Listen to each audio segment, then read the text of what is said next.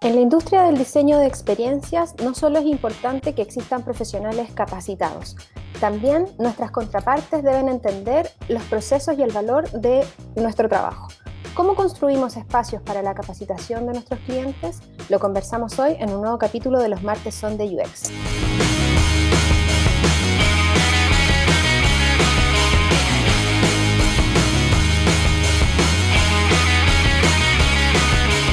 Hola a todos, sean muy bienvenidos a este capítulo de nuestro ciclo internacional de los martes son de UX. En esta ocasión nos acompaña una queridísima invitada desde Colombia, María Isabel Murillo. ¿Cómo estás, María Isabel? Bienvenida. Bienvenida. Muy bien, gracias, Rod y Andrea. Muchas gracias por la invitación. Muy feliz de estar con ustedes aquí. Yo les sigo la pista desde hace rato. Me encanta lo que hacen y aparte, pues bueno, nos hemos conocido antes y pues nada, un gusto completamente estar con ustedes hoy. Nosotros felices de que puedas estar con nosotros hoy día, María Isabel. Para quienes nos están viendo y escuchando, contarles que María Isabel es periodista, que hoy día es directora general de Usaria, consultora que también es especializada en investigación y diseño estratégico. Yo sé cómo uno puede pasar de las comunicaciones a UX, pero me gustaría saber cuál ha sido tu experiencia, esto de dejar el periodismo periodístico, como decimos en Chile, y pasar hacia el mundo de la experiencia de usuario.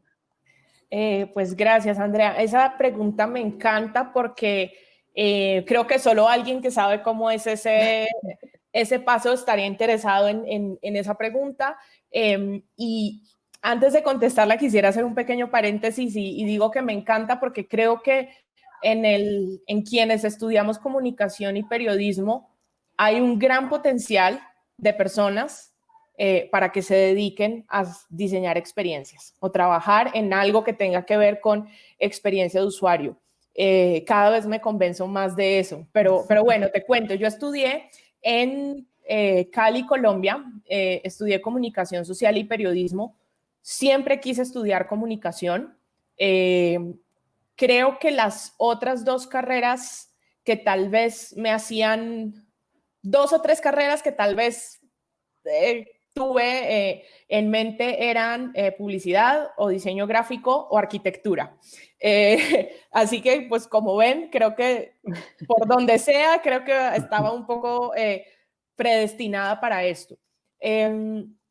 Yo quise siempre estudiar comunicación porque siempre me han apasionado las historias, contar historias, la literatura. Mi papá era un gran contador de historias, tanto de historias como de chistes, como de cuentos, como de lo que ustedes imaginen. Entonces crecí mucho en ese mundo y fue algo que siempre genuinamente me interesó. Ahora, por supuesto, no es como que cuando ya tomé la decisión de estudiar comunicación, no era que tenía 16 años y me levanté un día y dije, claro, mi futuro es tener una compañía de diseño centrado en el usuario y hacer UX. Pues es decir, eso ni siquiera estaba en la mente de nada, de nadie en ese momento. Pero nada, yo cuando empecé a estudiar tenía ciertos pues intereses que estaban muy metidos con el periodismo o con todo el tema de producción audiovisual o de contar historias a través del audiovisual, y esos fueron mis énfasis. Ahora, paralelamente, pasaron cosas también en mi vida que hoy en día, pues en ese momento por supuesto no las conectaba, pero hoy en día sí. Y es que, pues claro, nosotros somos de una generación que alcanzó a vivir sin internet y luego tener internet. Entonces yo crecí en una ciudad muy pequeña en Colombia que se llama Cartago y fui la primera del salón del colegio que tuvo internet, la primera que tuvo enciclopedia en carta, la primera que tuvo correo electrónico. Entonces crecí siendo una niña muy conectada, la tecnología se me daba muy fácil, pero nunca pensé que pues eso fuera una habilidad. Para mí era así y ya. Y por otro lado, tuve siempre muy buen ojo para temas relacionados a diseño. no sé, la proporción de las cosas, la alineación, la distribución, el manejo y el sentido de los colores. Porque pues en comunicación uno ve ciertas materias que tienen que ver con eso y yo era siempre la persona del grupo que me encargaba de hacer que todo tuviera armonía, que coordinara, que no hubiese nada por allí puesto en desorden. Bueno, para no alargar más la historia por ese lado, de nuevo, yo pensaba dedicarme a otras cosas, pero por casualidades de la vida, yo quería empezar a trabajar antes de hacer mi práctica en la universidad y terminé llegando a un lugar en Cali que se llama Parque Soft, un parque tecnológico, el primer parque tecnológico de Latinoamérica. Yo empecé a trabajar allí en el 2016 probablemente, pero ellos existían desde el año 98, cuando, o sea, en Latinoamérica nadie hablaba de emprendimiento de base tecnológica, nadie sabía que era un clúster, nadie nada. Yo entré a trabajar ahí, era un lugar muy extraño para la época, ¿sabes? Como que todo el mundo era muy libre, creían en las ideas, en el emprendimiento. Claro que mis compañeros de la universidad que trabajaban en multinacionales, yo a veces me preguntaba como, ¿yo qué estoy haciendo aquí? ¿Por qué no estoy trabajando en X multinacional? Porque para ese momento era muy extraño. Y mis compañeros como que un poco me lo cuestionaban, mis papás obviamente también. Era un lugar donde nadie, o sea, eras tan libre incluso en la forma de vestir, como en la forma de pensar, como en una cantidad de cosas. Y yo entré allí a ser asistente de comunicaciones, a hacer comunicación organizacional, que era lo último de mis planes. Pero resulta que como era una compañía de tecnología y habían en ese momento más de 1,200 personas que trabajaban en diferentes emprendimientos de base tecnológica, de lo que ustedes se imaginen, videojuegos, bases de datos, software contable, software para temas de la salud. Y entonces mi rol tenía gran parte que ver con sacar notas de prensa de los emprendimientos. Entonces yo empecé a aprender un montón de tecnología. Yo tenía que, o de cosas muy sencillas como publicar en la intranet los cursos disponibles para todos. Entonces yo, hola, el jueves hay capacitación de C++, de Microsoft, no sé qué. El otro martes, Linux, quién sabe qué. Entonces, claro, pues tú sabes que si eres periodista, pues tienes que saber de qué estás escribiendo. Entonces yo empecé a aprender un montón. Y luego empezaron a surgir otros proyectos que tenían que ver con, ahí vamos a rediseñar la intranet. Vamos a rediseñar un portal de tal cosa. Entonces, como que dijeron, ay, pues a María Isabel como que se le da fácil. Entonces empezaron a encargarme proyectos de ese tipo. Y yo empecé a coordinar equipos de tecnología y equipos de diseño. Y estar allí en la mitad, porque yo ni desarrollaba ni diseñaba, pero yo los coordinaba y empecé yo a crear de una manera muy intuitiva formas de comunicarme entre ellos. Y yo empecé a hacer wireframes en Excel, para que se hagan una idea, sin saber que se llamaban wireframes, pero era como, bueno, ¿cómo hago para que estos dos mundos se entiendan? Y de ahí en adelante pasé un rato de mi vida trabajando en comunicaciones, pero siempre con tecnología, siempre con esa pata. Pasé y estuve en 2 compañías más y siempre coordinando proyectos de este tipo. Luego, para ya no hacer mi historia más larga de la que la estoy haciendo, me fui a México y me fui a estudiar una especialización en marketing digital, donde caí en manos de Marta Silvia del Río, gran amiga mía, quien ya pasó por aquí. Me acuerdo que a la persona que le escribí resultó siendo Marta, cuando yo hablando con Marta, como yo ya llevaba un rato trabajando, para mí no tenía sentido irme a México a solo estudiar.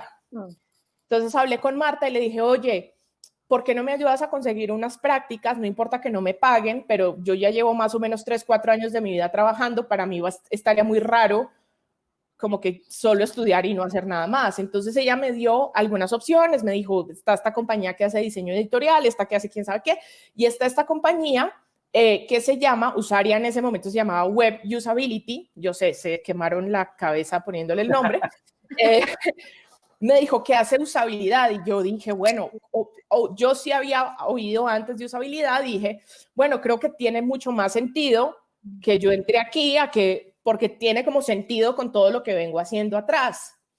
Y nada, pues llegué a Usaria y desde que entré pues me empecé a meter en todo. Yo tenía que ir 2 veces por semana y pues iba todos los días. Entonces cada vez me empezaron a encargar proyectos más grandes y por mi background en comunicación, fue como, ok, puede que a ti te vaya bien haciendo investigación. Y empecé haciendo investigación. Y desde mis primeros proyectos de investigación fueron proyectos internacionales en su mayoría. Proyectos grandes y proyectos muy retadores. Entonces ahí en ese momento yo empecé a conectar que claro, para mí muchas cosas, para mí era fácil hacer una entrevista o ya tenía ciertas habilidades porque había estudiado periodismo y lo había hecho con todo el cariño. O sea, a mí me pesa mucho que, por ejemplo, las ciencias sociales sean carreras como tan, pues estudias eso porque es fácil o, bueno, pues ustedes saben. Entonces, cuando es algo tan importante, o sea, si la gente no se comunica bien, pues nada funciona, en nada, en el mundo. Eso es la base de todo. Entonces, nada, ese fue mi conector. Y a lo largo del tiempo, cada vez conecto más. Es que cuando tú estudias comunicación, tú estudias sociología, tú estudias antropología, estudias psicología, estudias periodismo, estudias teorías de la comunicación, que es tan importante para todo lo que nosotros hacemos desde UX, es súper clave. Entonces, cada vez que, o sea, entre más pasa el tiempo, más conecto eso. Y a veces, por ejemplo, uno de esos proyectos dormidos que tengo por ahí que nunca he sacado es, bueno, ¿cómo hacer para que a lo mejor las facultades de comunicación social o la gente que trabaja allí encuentre aquí una mina de algo? Y, por ejemplo, en el camino yo he trabajado en Usaria con 4 personas que también han estudiado comunicación social. Una que es Natalia Vivas, que sé que muchos de ustedes la conocen. Nata, que fue mi socia más o menos por unos 7, 8 años aquí cuando abrimos la oficina de Usaria en Colombia. Y ahí en adelante he contratado 2 personas más que hoy pues ocupan cargos bien importantes en bancos o en compañías similares. Y de verdad yo creo que a uno le da unas herramientas tan importantes. Dicen mucho que cuando uno estudia comunicación estudia un poquito de todo y nada al tiempo. Pero es que eso también es muy importante. O sea, y eso, bueno, esa es un poco la historia. Ya no me alargo más porque me puedo quedar aquí hablando 3 horas de cómo la comunicación social es importante. Entonces, un poco fue el salto. No se dio, es claro, digamos que ponerle un nombre a lo que yo hacía se dio gracias a irme a estudiar a México, pero era algo que ya venía yo haciendo tiempo atrás, a lo mejor de una manera muy intuitiva. Esa es mi historia.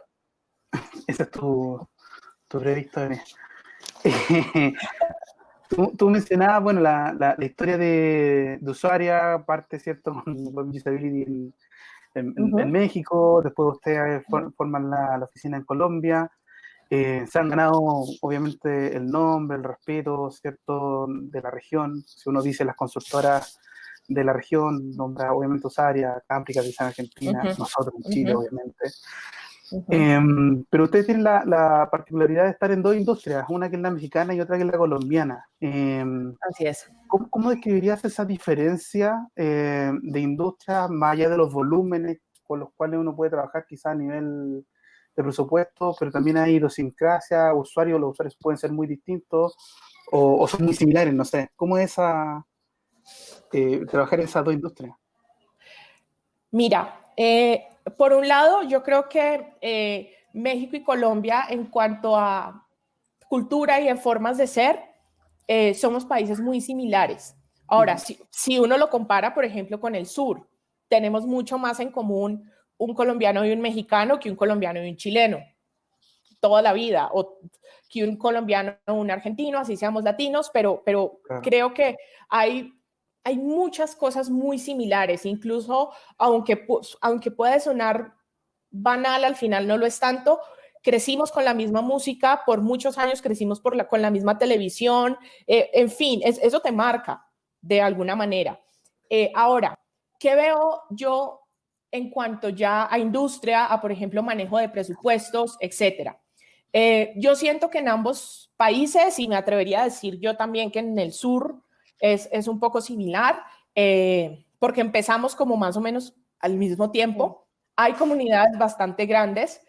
Ya las compañías importantes de cada país le creen a esto a estas alturas. Es decir, yo creo que ya no estamos en el punto cero donde hay que pelear porque a llegar a explicar qué es UX. Yo creo que ya eso en ambos países sí ha pasado un poco. Ahora, dejo súper claro que es en las compañías más grandes. Me refiero a bancos, bancas, seguros, retail, ese tipo de compañías. Creo que en México, por ejemplo, sí hay, tal vez creería yo que más dinero, ¿sí? Ahora, esto que estoy diciendo es muy a ojo. No tengo aquí a traerles pues el estudio muy a ojo, pero creo que en México hay más dinero. Pero creo que en Colombia la cultura de las compañías es un poco más amable para que esto se dé. Yo siento, y lo digo con todo el respeto a mis amigos y a mis clientes mexicanos, pero yo siento que las compañías en México son muchísimo más tradicionales. O sea, hay una cosa de tradición, de burocracia, de machismo, no sé. Claro, y lo digo porque yo lo vivo todo el tiempo. O sea, mientras que aquí, por ejemplo, darte de alta como proveedor en una compañía, pues te demoras lo normal, yo qué sé, entre 2 semanas, un mes, como mucho. En México te puede tomar 2 meses, la cantidad de papeles que te piden. Hay demasiada burocracia todavía. Entonces, yo lo que he visto es que hay compañías que, por ejemplo, tienen toda la buena intención y tienen ya mucho dinero invertido porque tienen equipos grandes de diseño. Y supuestamente son agile y etcétera. Pero pues, el chiste que siempre hago que si la gente, si hay gente que me ha visto ya en otras cosas, debe estar hasta aquí que yo siempre haga el mismo comentario, pero digo, ¿cómo vas a ser ágil? O sea, ¿qué agilidad tiene que yo dándome de alta como proveedor me demore 3 meses? Eso no es una compañía ágil. O sea, a mí lo único que me dice es que tus procesos son súper lentos. Entonces, si todos tus procesos son lentos, de nada te sirve tener un equipo, una pequeña célula que trabaja ágil. Porque para que ese proyecto salga de ahí, pues va a tener que superar una burocracia muy complicada. Entonces, eso de pronto es un poco la diferencia que yo veo. Yo me he encontrado aquí en Colombia de pronto un poco de líderes como con las posibilidades más dadas de pronto dentro de las compañías. Ahora, no quiero generalizar, por supuesto, porque de todo se ve en todos lados, ¿sí? Te encuentras de ese tipo aquí y allá y en toda Latinoamérica. Pero yo creo que eso es un poco la diferencia, como la disposición desde la cultura. Y se nota, por ejemplo, yo creo que, por ejemplo, gran parte de las compañías más grandes de Colombia están centralizadas en Medellín. Y creo que hay una cultura, por ejemplo, en Medellín, en toda la ciudad, de mucho respeto por el tiempo personal de la gente. ¿Sí? Tú estás en una reunión, empiezan a trabajar en Medellín, empiezan a trabajar muy temprano, 7 de la mañana. Y la gente a las 5 de la tarde se va para su casa. Yo jamás me he tocado tener un cliente, por ejemplo, de Medellín, que me escribe a las 7 de la tarde o un viernes a las 6 de la tarde. No. Y claro, ese mismo respeto por el tiempo de la gente, por ejemplo, se ve reflejado en todo. Cuando tú estás esperando feedback, el feedback llega cuando tiene que llegar. ¿Por qué? Pues porque la gente no está perdiendo tiempo en burocracias y sabe que trabaja hasta las 5. Entonces bueno, me tengo que poner las pilas porque antes de las 5 tengo que hacer todo. Entonces, eso he encontrado a nivel cultural. Ahora, por ejemplo, que me preguntaba Rox también, en temas de research, sí hay algunas cosas distintas. Por ejemplo, en México, tanto en México como en Colombia, el concepto de familia es muy importante.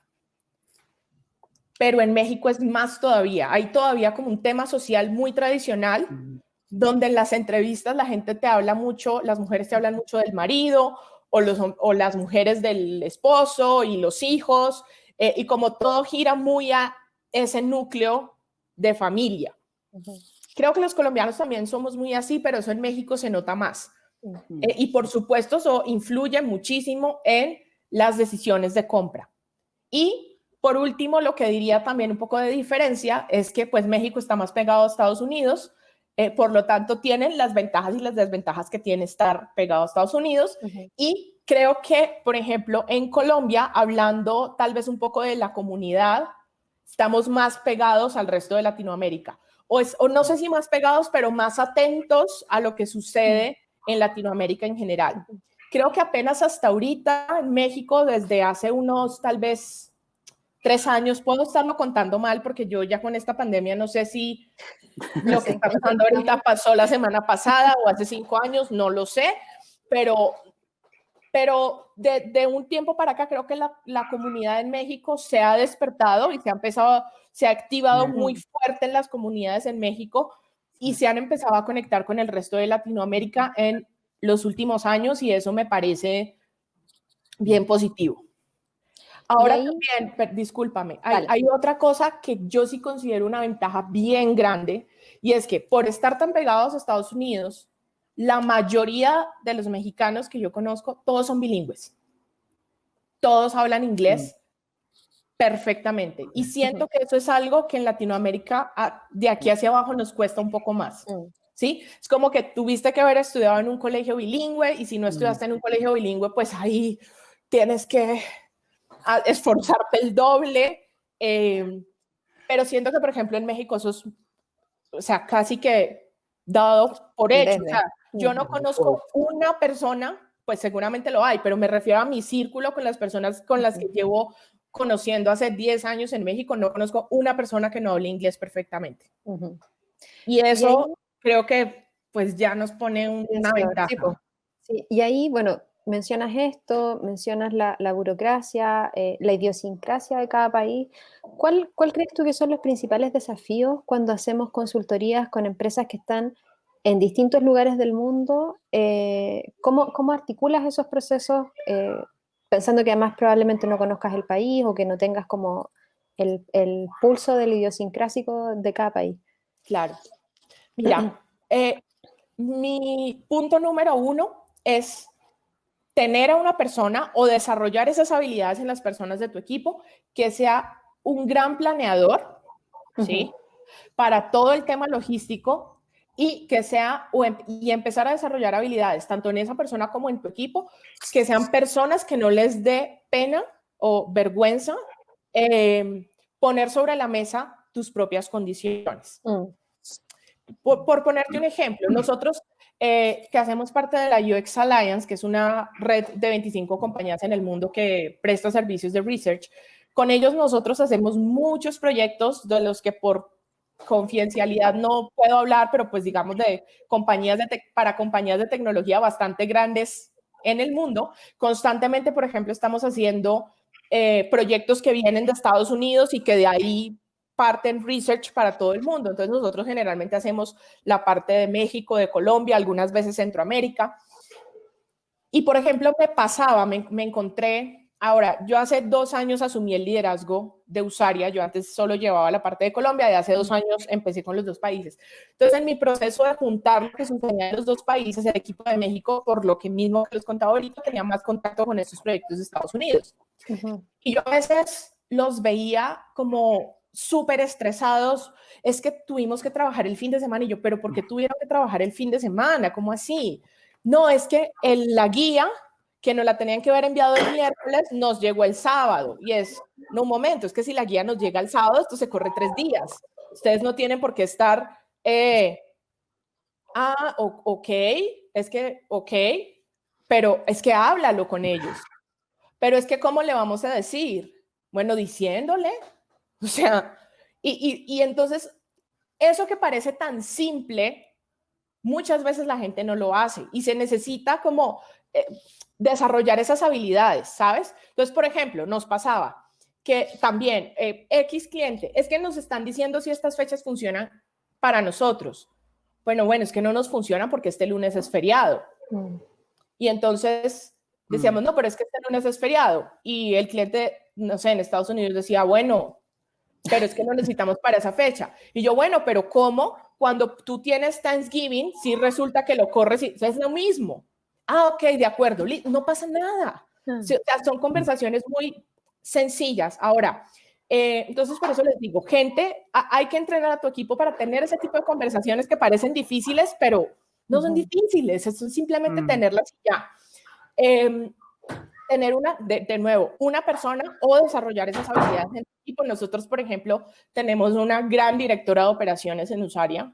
Ella, mejor dicho, en su orden y en su forma, que es la persona que se asegura que todo funcione y que todas las personas estén coordinadas. Ahora, cuando tú vas a hacer research de manera, o que estás coordinando equipos en diferentes países, porque como en nuestro caso también corremos investigación en diferentes ciudades de Latinoamérica, la fase de planeación es clave para que las personas que te van a apoyar en los otros países sepan con anticipación exactamente qué es lo que tienen que hacer, de qué se trata el proyecto, a quiénes hay que reclutar con qué características, que tengan screeners, que tengan guiones con tiempo, que tengan el formato del informe con tiempo. No es que te lo mando faltando 5 para que hagas el informe, ¿sí?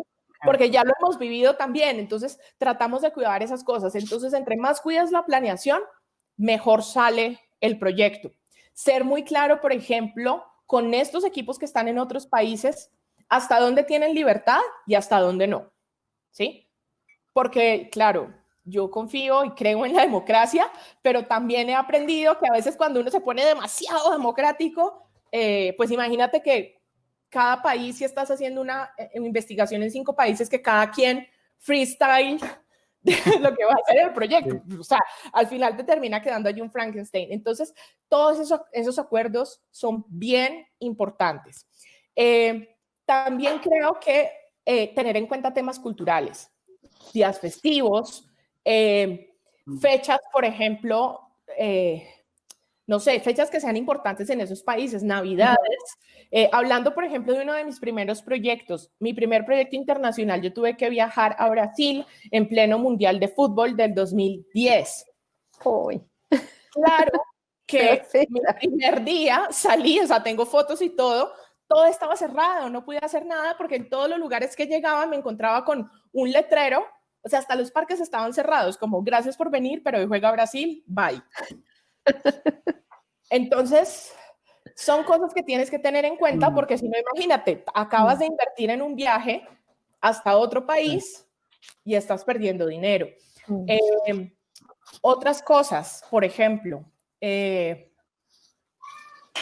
parecen menores, pero que te pueden quitar tiempo si no las planeas bien. O sea, ahorita, por ejemplo, en pandemia no estamos viajando, pero antes sí. Y cuando, por ejemplo, uno recibe clientes internacionales, toda la logística de qué van a comer, ¿sí? Si son alérgicos, si no son alérgicos, qué agua toman, ustedes van a decir, bueno, pero son superestrellas. Ah, bueno, ahí te encargo cuando ha llegado clientes que dicen, es que a mí me da miedo tomar agua aquí. Y ahí va uno corriendo por todo Bogotá a conseguirle el agua que el personaje quiere tomar. Eso te quita tiempo, eso, o sea, eso también hay que planearlo. Porque tú debes tener, y aquí paréntesis, todo eso es OPS, que ahora es el término de moda. Todo eso, ¿por qué? Porque tú tienes que tener a tus investigadores concentrados en la investigación, no paseando por toda la ciudad consumiendo Coca-Cola Light porque no toman Coca-Cola regular, ¿sabes? Parecen tonterías, pero, o sea, no, parece chiste, pero es anécdota. Oye, María Isabel, en ese sentido, donde, bueno, tú lo mencionas, tengo que estar en distintos países, saber cuál es el contexto en el cual estoy, moverme hasta comprar el agua o la Coca-Cola de turno, pero también nos toca, creo, o le ha tocado, me imagino, trabajar con distintas metodologías dependiendo del cliente con el cual están trabajando. ¿Cómo se incentiva esa adaptabilidad de trabajar en distintos contextos, distintos proyectos, pero también con distintas metodologías, que puede ir desde lo lean hasta lo, no sé, usar design thinking, no sé, ahí ya tenemos una amplia gama de metodologías con las cuales trabajamos en la industria. Claro. A ver, creo que tiene que ver con varias cosas. Algo por ejemplo, lo que me quisiera hacer énfasis, porque tal vez hablamos poco de eso, es si tú trabajas en una compañía como es el caso nuestro, y los incluyo a ustedes, donde tú estás externo y te tienes que adaptar a otras condiciones que no son necesariamente las tuyas. Entonces, lo primero es cuidar el reclutamiento en tu equipo. O sea, ¿qué tipos de personas vas a tener en tu equipo? Para que te asegures que sean personas que, por ejemplo, sean lo suficientemente flexibles y que tengan una gran habilidad de resolver problemas, para que cuando se enfrenten a una situación que no es su situación habitual, no se queden paralizados. Porque frente a eso no hay nada. Frente a eso no hay nada. Tú puedes tener manuales, puedes tener la opción A, la opción B, la opción Z, pero si genuinamente las personas no tienen esas condiciones y esas habilidades, a ti se te para el proyecto porque esa persona se enredó dándole la vuelta a la manzana, ¿sí? Entonces, eso sería para mí lo primero, es cuida muy bien a qué personas tienes en tu equipo para que puedan adaptarse a ese tipo de situaciones, ¿sí? Para que sean lo suficientemente flexibles para eso. Ahora, por otro lado, también hay que darle las herramientas, ¿sí? Y es, mira, esto es un abanico de metodologías, pero más allá de las metodologías, porque ustedes sabrán que las metodologías van y vienen todo el tiempo, lo más importante son conocer los principios del diseño, los principios del diseño centrado en el usuario, los principios de lo que hacemos, para ver cómo juegas con eso y entender que ninguna metodología es camisa de fuerza. ¿Sí? Y que lo que las compañías y que lo que nosotros como consultores también debemos hacer es cómo elegimos lo mejor de cada metodología para lo que mejor funcione para esta compañía, porque es que no todas las compañías son iguales. No, claro. ¿Sí? Y también, por ejemplo, es cómo eres flexible dentro de las metodologías, cómo eres ágil dentro de lo ágil. O sea, yo he estado en reuniones con todo lo que quiero a nuestros compañeros agilistas, pero yo he estado en reuniones que se paran, la reunión no sigue porque el post-it no está puesto, porque no puede... Lo hacemos, amigos. O sea, eres ágil, pero no eres ágil con tu metodología, porque si no es como dice, o sea, somos no son de libros, son súper de libros. Sí, o sea, somos más papistas que el Papa, pues, en todo lo que hacemos. Entonces es cómo no te pierdes en la metodología, ¿sí? En la guía, en el 1, 2, 3, y te enfocas en el problema que vas a resolver, el tipo de la compañía, en la compañía en la que estás. Y hay algo que, por ejemplo, también ha sido una gran lección personal para mí de los últimos años. Y aquí, pues, abriéndome mi yo, pero bueno, a lo mejor esto de pronto le puede servir a alguien. Por un lado, yo creo que hay un tema de empatía, que últimamente, cuando tengo la oportunidad, lo hablo mucho. Sí, este año, pues los últimos 2 años creo que han sido mi momento de hablar de empatía, porque hablamos siempre de eso, pero hablamos de empatía hacia el usuario final. Y no un momento, es que la empatía es con todo el mundo. Entonces, llegamos a una organización que es compleja, o a una persona que es compleja, o a una persona que nos está pidiendo algo, y tú lo único que haces es quejarte y decir, ay, pero es que esta persona tan retrógrada, es que esta persona no entiende el valor de lo que yo hago, ¿sabes? Como desde una superioridad moral así de, es que no entiende. Un momento, y nos estamos dando nosotros el espacio para entender por qué esa otra persona me pide lo que me pide. No lo hacemos, Andrea, no lo hacemos. O sea, no nos detenemos, no nos bajamos de esa nube voladora de es que no entienden el diseño, a decir, bueno, ven, bájate 5 minutos y entendamos por qué la persona me está pidiendo lo que me está pidiendo. Y cuando tú empiezas a conversar con ellos, te das cuenta que te están pidiendo lo que te están pidiendo porque es que esa persona en sus objetivos del año dijo que el 10 de octubre lanzaba ese proyecto. Pues el 10 de octubre no va a pasar, pero tú, en vez de juzgar, si entiendes cuál es la razón atrás de que esa persona pretenda hacer un proyecto que se haría en 6 meses, en 1 mes, ¿sí? Entiendes que es que a esa persona la van a medir por eso, o es que su aumento depende de, o que es que su promoción en su trabajo depende de eso. Entonces, creo que es muy importante que revisemos lo que hay detrás también de esas compañías y que entendamos y que en función de eso nos movamos. Es que yo no puedo cambiar una cultura que no entiendo y yo no puedo pretender llegar a imponer, ¿sí? Y yo digo mucho últimamente, cuando tengo este tipo de conversaciones, que como nosotros fuimos los que ya nos dimos cuenta de algo, ¿sabes? Ya nos dimos cuenta que hay que involucrar a las personas en el proceso de diseño. Entonces llegamos como con esa aura de superioridad a todo lado y es un momento porque para que este negocio funcione, pues tienes que entender el negocio y tienes que entender la persona que tienes al frente. Porque es que supongamos que, no sé, supongamos que Rods tiene un negocio de seguros desde hace 20 años. ¿Quién más va a saber de seguros si no es él, que lleva 20 años en esto? Entonces yo tengo que tener toda la disposición de entenderlo.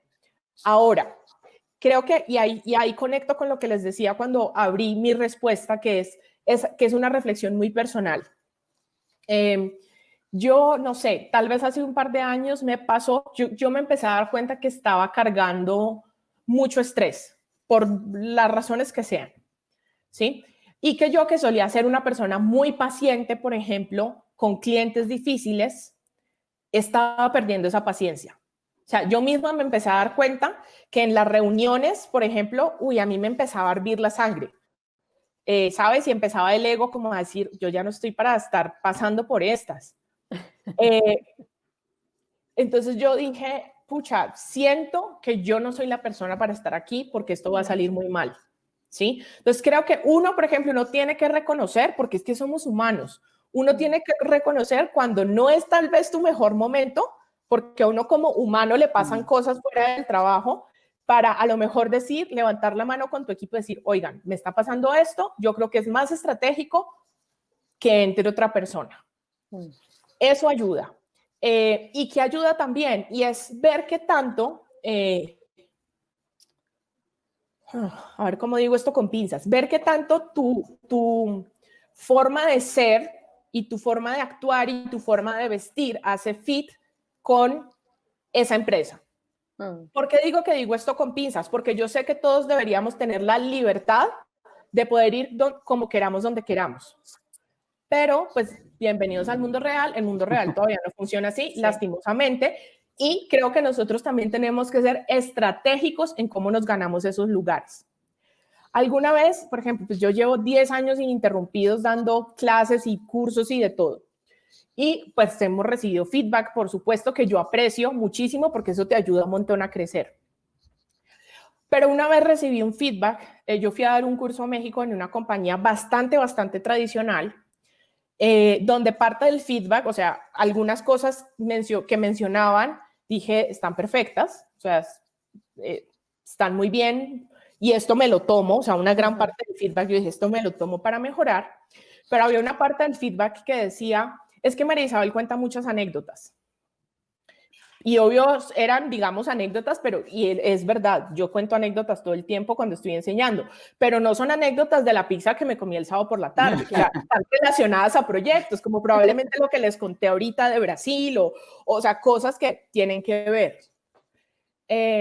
Y había algo también respecto a mi forma de vestir o algo así. Y yo dije, y lo conversé en ese momento con personas de mi equipo y yo les dije, eso también me hace pensar si es entender si yo soy la persona correcta para estar allí.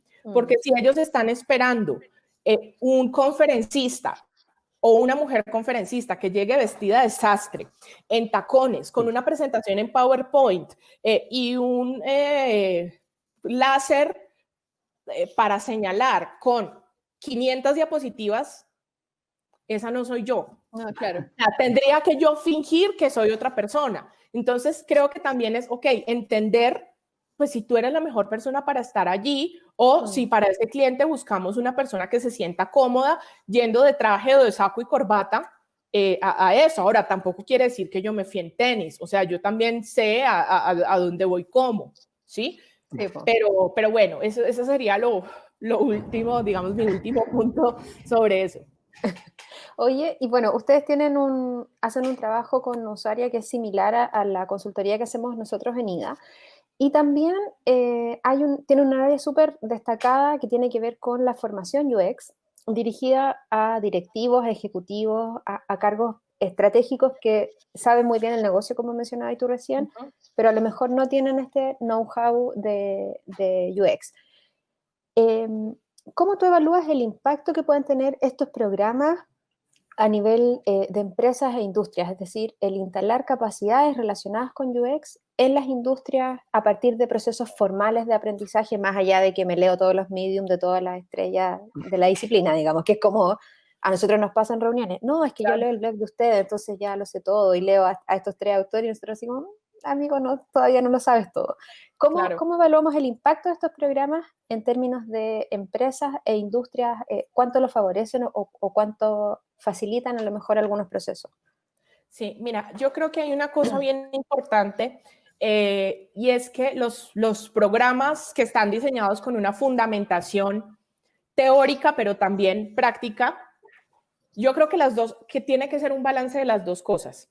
Creo que la gente que solo enseña desde la práctica, algo le falta, o la gente que solo enseña desde la teoría, algo le falta también, ¿sí? Pero creo que esa mezcla de las dos cosas resulta interesante porque eso le sube el nivel, primero, de argumentación a las personas del equipo. Hay un argumento muy diferente entre yo me leí 2 posts en Medium, porque claro, hay gente que llega con eso y cuando empieza a estudiar se da cuenta de, ok, no, pues, aparte porque es que, perdón, pero es que 2 posts, por ejemplo, no es lo mismo que leerte un libro. Entonces, es algo muy sencillo, pero hace toda la diferencia, ¿sí? Entonces, eso ayuda a que tú puedas contestar con mayor contundencia cuando te hagan preguntas. Porque claro, por supuesto que la mayoría de la justificación debería ser desde la investigación, ¿cierto? Pero no es suficiente, porque es que yo no puedo, si yo solo sé investigación, pero no tengo un componente teórico importante, mis argumentos quedan cojos. O mi argumento es no más porque la persona dijo, ¿sí? Además, en esta disciplina que es, pues nosotros nos estamos ganando un lugar, pues tienes que profesionalizar ese lugar, ¿sí? Es como, o sea, yo no sé si las compañías contratarían a un financiero que no tiene ni idea de que leyó solo la teoría o que pues se leyó un post en Medium, es la misma cosa. ¿Sí? Lo que pasa es que, y bueno, ustedes lo saben, es, claro, como nuestra profesión y sobre todo en Latinoamérica, pues a nosotros aquí nos ha tocado así, a punta de lo que vamos encontrando por internet y vamos estudiando y vamos, ¿sí? Pero yo creo que sí hace mucho la diferencia. Yo, por ejemplo, me siento muy afortunada porque en el principio de mi carrera di con Marta, y con Luis Aceves, que fue mi profesor, y tuve la fortuna de contar con una fundamentación teórica muy importante y que además es verídica, ¿sí? Y que a través de ellos tuve la fortuna de ir conociendo otras personas que han sumado y que por supuesto yo me he interesado por continuar aprendiendo. Pero hay personas que no corren la misma suerte y entonces su jefe termina siendo alguien que se leyó 2 posts en Medium. Entonces esas personas creen que saben porque tienen un jefe que se leyó 2 posts en Medium y no es culpa de ellos. ¿Me explico? Y luego se empiezan a dar golpes fuertes. O sea, a mí me ha pasado con gente que ha entrado a trabajar en Usaria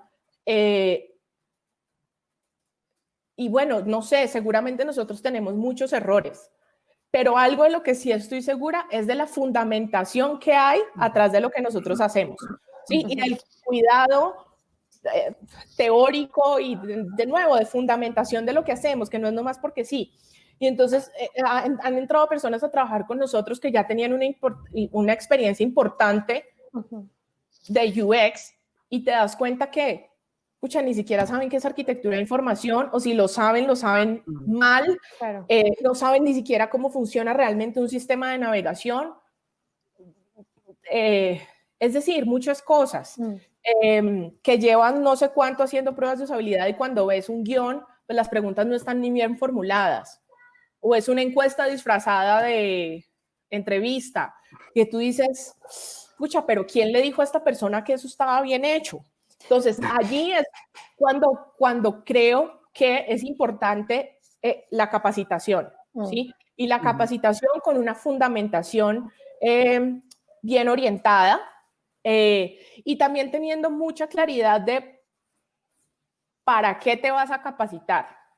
Si es algo muy operativo, que está perfectamente bien, pero que estés, a ver, no sé, esos cursos que pues ustedes también ya deben estar hasta aquí de verlos, de UX, UI, pues que es el chiste que siempre hacemos pues los que nos dedicamos a esto. ¿Quién dice, bueno, si esa persona está creyendo que está aprendiendo UX, pero lo que está haciendo es un curso de diseño de interfaces, Claro. está engañada. No está mal, pero entonces dile que es un curso de diseño de interfaces, ¿sí? Entonces, yo creo, por ese tipo de cosas, yo creo que es bien importante. Y de nuevo, pues, porque creo que gana peso y gana argumento y gana una cantidad de cosas, volvernos más profesionales en lo que, lo que hacemos, sin duda, lo que dices. es un respaldo. Ajá. Y en ese sentido, Marisol, bueno, lo mencionábamos hace un rato, nosotros hablar el lenguaje del negocio, como diseñadores de experiencia hemos estado hablando o esforzándonos los últimos años por hablar en el lenguaje del negocio para poder hacernos entender y explicar el valor de nuestro trabajo. Pero ¿crees que de alguna manera estos últimos años con este tipo de certificaciones que están enfocadas quizás también a un público específico como director y ejecutivo, nos hacen entablar un lenguaje común? Hoy día ya no es solamente que nosotros tengamos que aprender el lenguaje del negocio, sino que ellos también tengan que aprender el lenguaje del diseño de productos digitales y de ahí empezar a conversar en un poquito más de pares. Totalmente, totalmente. Yo creo que tiene que ser una cosa de lado y lado. Fíjense que hay algo en lo que nosotros insistimos bastante, así no sea la certificación, porque ese programa, digamos, está orientado más hacia temas de liderazgo o hacia gente que quiera formarse para ser líder, pero sí son otros programas de pronto un poco más básicos respecto a su nivel. Nosotros tratamos, no sé, por ejemplo, cuando hacemos capacitaciones in company, que es decir, no son cursos abiertos, sino una compañía nos compra un curso. Normalmente, pues preguntamos, bueno, ¿y para quiénes quieren el curso? Ah, no, es que son 10 diseñadores. Bueno, yo te recomiendo que no sean solo los 10 diseñadores. ¿Sí? Nosotros, por ejemplo, en Usaria no cobramos por número de personas, sino por curso, ¿sí? Y a cada curso le damos un límite de personas. Entonces yo les digo, por ejemplo, realmente para nosotros para este tipo de talleres es irrelevante si tú traes a 10 personas o a 15. No es que yo te voy a cobrar más porque sean 15, ¿sí? Entonces aprovecha y suma personas, ¿sí? Aprovecha y trae al jefe, invita gente de compras, por ejemplo. Nosotros hemos tenido experiencias muy chéveres cuando, por ejemplo, viene gente de compras, porque, se les abre la cabeza y es, ok, ya entiendo qué es lo que hace diseño, Claro. y creo que es un tema de doble vía, ¿sí? Así como nosotros tenemos que prepararnos cada vez más para sacar nuestra cabeza y ver el mundo que hay alrededor y empezar a entender de otras cosas, ¿sí? Para poner otros temas de conversación en la mesa. Sí. Tenemos que hacerlo también con el resto de la organización, porque si no, no funciona, si no nos seguirán viendo como las personas que ponen bonitos los productos y ya. Y pues hay que tenerle fe en la gente. Realmente, yo no he tenido casos, o no me acuerdo de haber tenido un caso donde esté, por ejemplo, un directivo metido en un taller que esté aburrido. O sea, la verdad es que se la pasan genial. Y empiezan a adoptar este tipo de cosas rápido y su mente empieza a andar de otras maneras. Y ahí, bueno, siguiendo como en esta misma línea, cuando tenemos, por ejemplo, clientes que tienen el foco súper puesto en el negocio, en los resultados, en el resultado, en el resultado, nos ha pasado, por ejemplo, que llegamos a reuniones de prospección, ni siquiera es alguien con quien ya estemos con un contrato y nos dicen, y no trajeron el diseño de lo que vamos a hacer, y nosotros así como, déjenos conocernos un poco primero. Y por otro lado, nos tenemos a nosotros como consultores que tratamos de relevar el valor del diseño de experiencia, que somos en parte como representantes del usuario frente a los tomadores de decisiones y a veces cuesta encontrar como un punto común o un punto intermedio que nos permita cumplir los objetivos del negocio, cumplir los objetivos del usuario y llevarnos bien con nuestro cliente además. ¿De quién crees tú ahí que es la principal responsabilidad? Tú mencionabas recién la empatía, pero sabemos que cuando un cliente está muy cegado o no ve valor en lo que hacemos, es súper difícil meterse en el negocio y entender el cómo ellos entienden su propia industria, su propio negocio, sus propios objetivos. ¿Sirve hacerlos más partícipes en procesos de diseño? ¿O tenemos que nosotros ser un poco más patudos o avesados y meternos un poco más en el negocio? ¿Cómo equilibramos eso? A ver, voy a responder por dos vías esta pregunta. La primera es, y desde un aprendizaje nuestro también, algo que creo que hemos cambiado radicalmente de los últimos 2 años para acá, es que cuando hacemos procesos de entendimiento, realmente le damos el valor según el valor y el tiempo según el proyecto. ¿Sí? Algo que nos pasaba, y creo que todos hemos pasado por ahí, uno se vuelve muy automático. Por ejemplo, cuando estás cotizando un proyecto, estás definiendo el alcance de un proyecto. Ok, entendimiento, va a decir cualquier cosa, 24 horas. Y resulta que todos los proyectos tienen 24 horas de entendimiento, o 8, o pongan el nombre, el número que sea, por decir algo. Entonces, algo que nos empezamos a dar cuenta es, o sea, espérate un momento, porque es que no es lo mismo hacerle, por ejemplo, entendimiento de un negocio, de un e-commerce de zapatos, que pues todos estamos relativamente familiarizados con eso, a hacer un entendimiento de negocio de un sistema de software corporativo donde se calculan los impuestos, las pensiones, etcétera, de todos los empleados. Perdón, pero no es lo mismo, ¿sí? Entonces, cuando tú empiezas a entender eso, nosotros lo que hemos hecho es no desestimar ese entendimiento del negocio. Y perdón, pero uno no entiende un negocio en 2 horas, ¿sí? Entonces, hemos empezado a extender eso y a hablar con quienes haya que hablar. Y sucede algo muy bonito en el camino. Ay, no, perdón, yo siento que siempre hago como unas reflexiones todas hippies de todo, pero bueno, ese es mi estilo de las cosas. Pero sucede algo muy lindo en el camino y es que como tú empiezas a tener entrevistas con tantos stakeholders que nunca los invitan a nada, ¿sí? Tú les empiezas a contar y les preguntas, o sea, algo que yo siempre recomiendo es no empieces con la entrevista de una vez. Supongamos que yo estoy hablando con Andrea, entonces Andrea, mira, yo soy fulana de tal, de esta empresa y estamos aquí porque estamos haciendo este proyecto. Y la reacción de la gente es, ¿en serio? ¿Por fin van a hacer el proyecto que llevo esperando 10 años? Cuéntame más. Entonces tú le cuentas del proyecto y luego te metes a hacer las preguntas y la gente te dice, qué chévere, por favor, lo que necesites cuenta conmigo, aquí está mi teléfono, por favor llámame. Entonces de paso tú te empiezas a ser amigo de la gente, a tener cierta cercanía, a involucrar a la gente con los proyectos, entonces todo de ahí en adelante fluye mucho mejor. Y tú te vas volviendo experto realmente, pues hasta donde, por supuesto, nos dé la capacidad, porque pues tampoco es que en un entendimiento de 2 semanas tú te volviste pues asesor de seguros, pero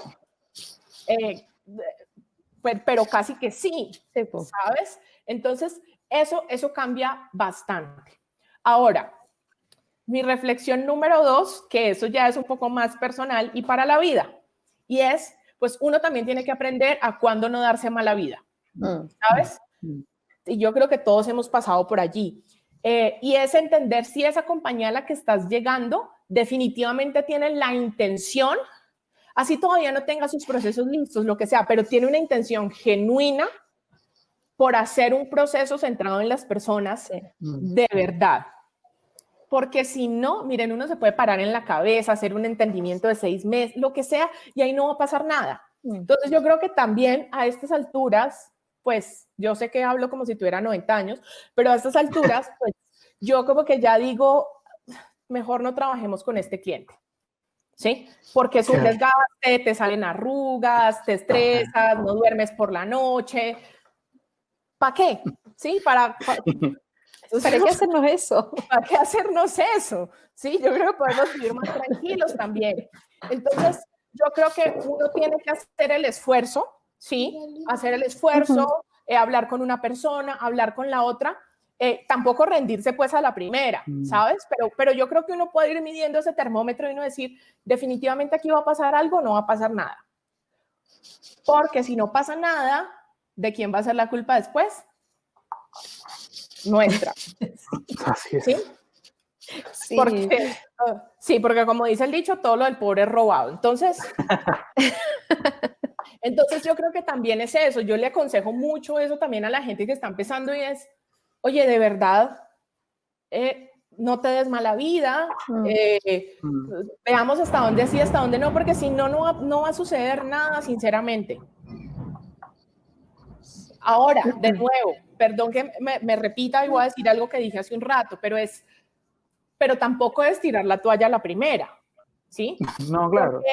Porque es que, no sé, el cliente me dijo que tal cosa, yo no estoy de acuerdo. Bueno, ¿y le dijiste que no estás de acuerdo? No, pues no le dije. Bueno, paso número 1, irle a decir que no estás de acuerdo, ¿sí? Y abrir una conversación respecto a eso. Ya hay una pregunta que a mí me da mucha risa, que ya, pues antes no, pero como que ya con el tiempo me ha empezado a dar risa que me hagan, cuando tengo estudiantes o cosas así. Ay, María Isabel, ¿cuál es la fórmula para yo ir a hablar con mi jefe? Pues ir a hablar con tu jefe. ¿Ya hablaste con él? No. Y yo no sé si la gente está esperando que yo le dé una receta mágica. Sí. Para vencer el temor. Sí, exacto. Y pues ve a hablar con él. Lo primero es ir a hablar y vencer. Claro. O sea, realmente hay cosas que, no sé, nos ponemos unas trabas como de algo es súper complejo que se resuelve en una conversación. Así es.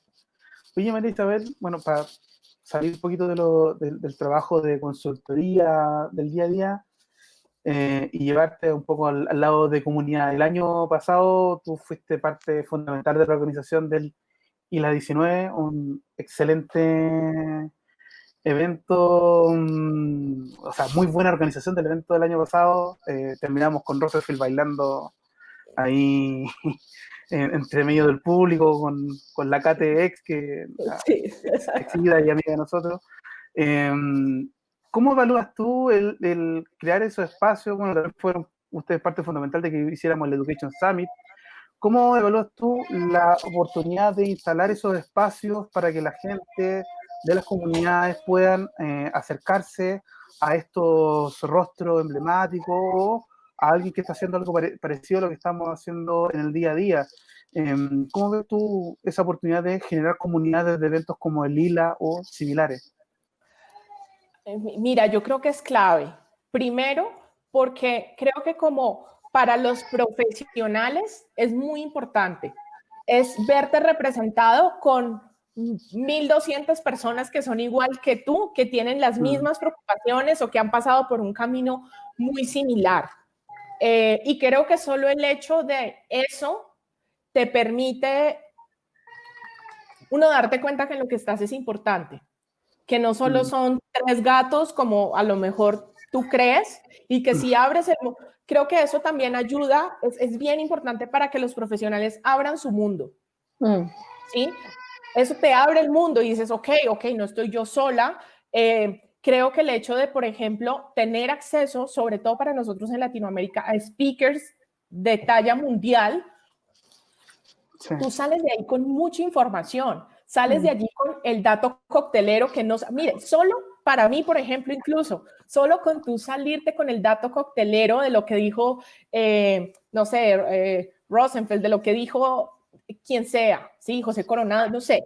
Eso te da a ti, por ejemplo, otro nivel.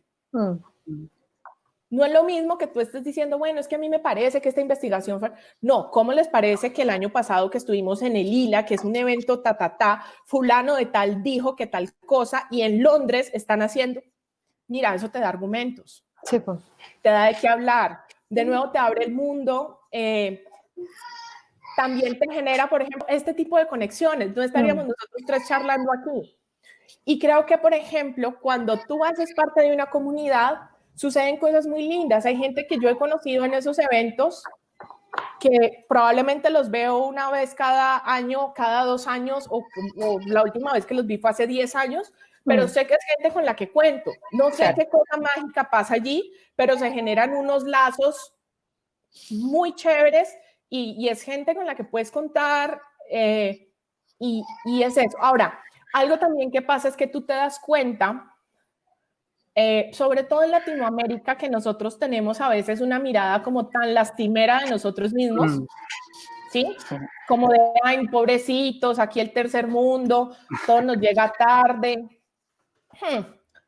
Les digo que yo a veces cuando veo cosas de otras partes del mundo, entonces tú empiezas a decir, bueno, no estamos tan mal, o hasta estamos mejor, ¿sí? O hasta... Entonces, eso te quita también como ese lado de pobrecito también, que es como, bueno, aquí estamos haciendo cosas interesantes, y te permite también, por ejemplo, saber que los problemas a los que tú te estás enfrentando los tiene todo el mundo, porque uno cree que nomás le pasa a uno. Y cuando tú empiezas a hablar con más gente, dices, wow, no estoy solo. Los dolores son súper comunes al final. Los dolores son muy comunes y no son solo comunes en Latinoamérica, son comunes en todo el mundo. Porque, por ejemplo, cuando cada una vez al mes tenemos una reunión de UX Alliance. Hombre, aquí y en la parte del norte de Europa tienen los mismos problemas, se enfrentan a lo mismo, ¿sí? Entonces, creo que eso se gana.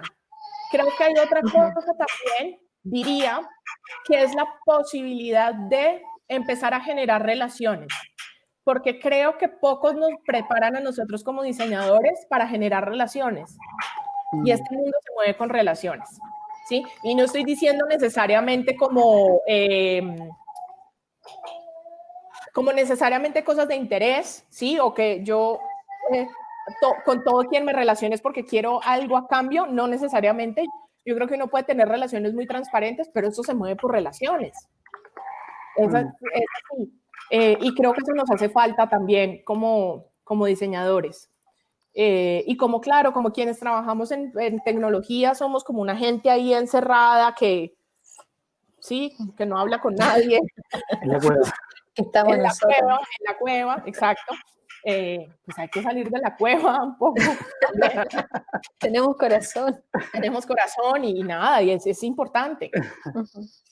Bueno, María Isabel, agradecerte. No sé si quieres agregar alguna reflexión más para cerrar esta entrevista. Algo que te gustaría reforzar y que no haya profundizado, digamos. No, yo diría que, pues esto le digo a mucha gente, que lean libros, que se preocupen por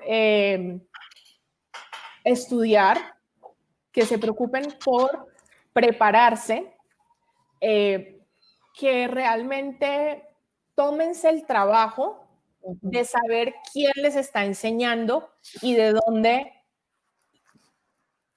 viene esa persona. ¿Sí? Y no estoy con esto, no quiero decir, hay autopromoción, porque es que los cursos de usar, no. Hay muchos cursos allá afuera de gente muy buena, ¿sí? Pero también en esto hay mucho charlatán. Entonces, cuídense ustedes mismos de saber, ok, con quién están tomando este curso, por qué, entiendan qué es lo que hay detrás, no dejen de estudiar, fórmense. Uno no se hace profesional únicamente leyendo posts.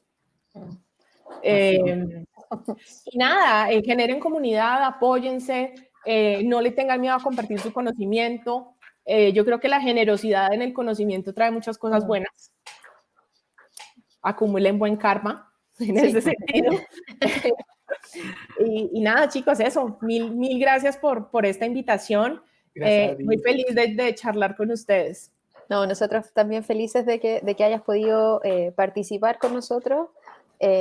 Escuchábamos ahí de fondo los chaparrones que están cayendo en medio. Sí.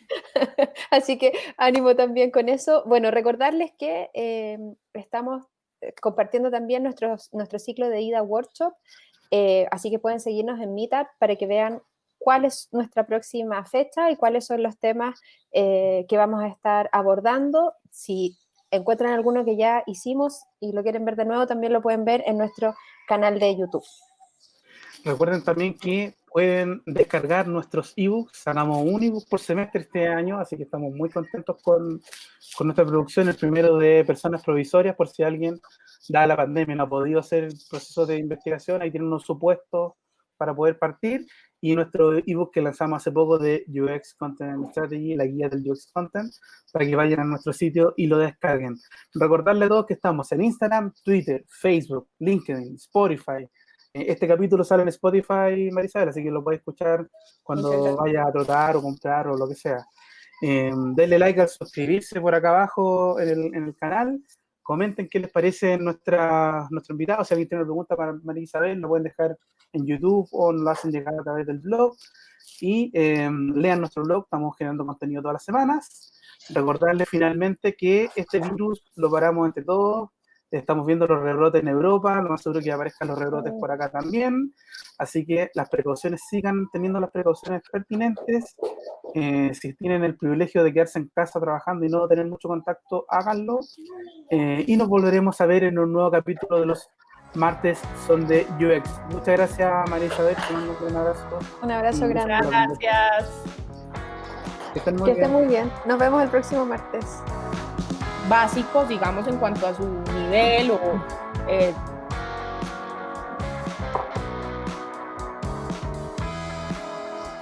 se me fue la que estaba diciendo, perdón.